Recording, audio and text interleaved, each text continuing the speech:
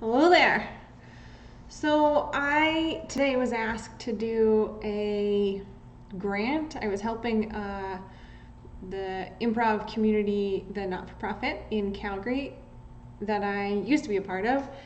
They're asking me to help them with their grant writing, and part of that was comparing their budget to what actually happened and trying to describe what the big differences were there, which got me thinking about budgeting. Surprise. And so that's what we're talking about today is budgeting and why we do it. Why do we do it? You have any guesses? I would love to know if you're watching live or you're watching the replay. What do you think the purpose of budgeting is? Maybe you don't think there's a purpose. That's okay. You can write that. For me, the purpose of budgeting is to really think through what the coming year is going to look like from a financial perspective. But in order to do that, it also needs to be from an operating perspective. So we have a look at the year, and by doing that, we can use last year's numbers to help us to be accurate. So we're not just guessing, and we're not just pulling numbers out of our hats, kind of thing. We have a real sense of the number. It's not a guess. So we can use last year's numbers, and I would do it monthly. And you can look at your income statement by month, and I would use that as a starting point and say, okay, this is last year. And because I know that in April I had a spike in sales, or I sold a thing that was abnormal, or I went to a convention and so I made a bunch of sales, or something like that. Like, you know what happened in the last year, and so you can kind of put in your averages or the amounts that you think that you're going to be able to do in the coming year. So maybe you know you're going back to the same conference in April, so that would be a great increase in sales there, right? You know that you're going to go back to that same conference. And so in doing this exercise and thinking through last year and what happened and looking forward and saying, okay, what are we going to do this year? I think it really helps to support your goals. So this is something that can be done at the same time as you do your goals, but it doesn't have to be. Certainly your goals and objectives should inform your budgeting though. So if your goal for the year was, okay, I'm going to sign another 100 clients or something, then you would want to understand what the frequency of signing clients or when you were going to sign those clients would be, so that you can budget for that. So if you currently only have 1 or 2 clients, then the idea of signing 100 clients next month is probably not going to happen. I mean, maybe it will, but it's probably going to be more like you get another couple the next month, and then maybe it's 4 the next month, and then 8 the next month, and that kind of thing. So it's more of a like ratchet up to the goal that you have. And thinking it through in terms of money and numbers makes it real. At least for me, it makes it real. So if I say, oh, I'm gonna make $1 million next year, that's fine to say as a goal, or to say just to like say.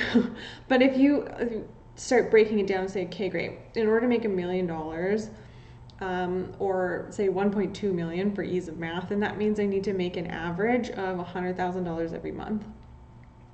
That's a lot. Or maybe it's not, I mean, depending on the size of your business. But if you're only doing, say, I don't know, $5,000 a month, $100,000 a month is probably not realistic. So I think in doing this budgeting exercise, we really get an understanding of, are our goals realistic? And we can set our intentions, but also what we think is going to happen for the year. And when we do that, I think the real value is in then comparing what's happened to our budget. So don't wait for the whole year to compare your budget to your actual numbers. I would be doing this at least once a quarter, say. So at the end of the quarter, you pull out your budget and say from January to March, you've got all your bookkeeping done and up to date. You can compare your budget, what you thought was going to happen, to what actually happened. And it's here where we can say, oh, okay, I actually did, an additional 25% in sales. So why did that happen? What was the difference between what I guessed, or what was the difference in the information that I had between my budget, the time that I budgeted, and the actual occurrence, the actual sales that happened? Because if we can get really good at budgeting, then I think we can grow our businesses in a much faster but a much more sustainable way, because we have a much better understanding of what it takes to run the business and what the next year is going to look like. And it's not a crystal ball, obviously, but the better we can project and know what's coming in terms of our money specifically, the better off we're going to be. We can then say, hey, I need a new computer setup, and maybe that computer setup is going to cost quite a bit of money. So we know that because we're good at budgeting, and we've had our budgets have been really close to actuals in the past, that we can safely say, okay, in the next 3 months we're going to be able to save this much in cash, and we're going to be able to afford this computer, or we're going to finance the computer or a car, or we're going to buy a house or something like that. And maybe not a house, but a building for the office. And we're definitely going to be able to have the income to support that. So I think that budgeting and then comparing that budget to the actuals that you have is super important. When you're comparing these budgets to actuals, if the budget is wrong, which it probably will be, it's not going to be exactly right, or you're probably in the wrong business if you know exactly to the penny how much money you're going to bring in and how much money you're going to spend. But I do think that it's don't change the budget. That's something that I see from small business owners, where they say, oh, my budget was wrong, so I'm just going to change it. Don't do that, because that's not helpful in understanding where the differences are and where there is an information gap between when you started and what actually happened. I like to have two budgets, kind of. So I have a budget that I don't change, and then I do like to put in the actual amounts for the quarter and then reforecast for the next 3 quarters.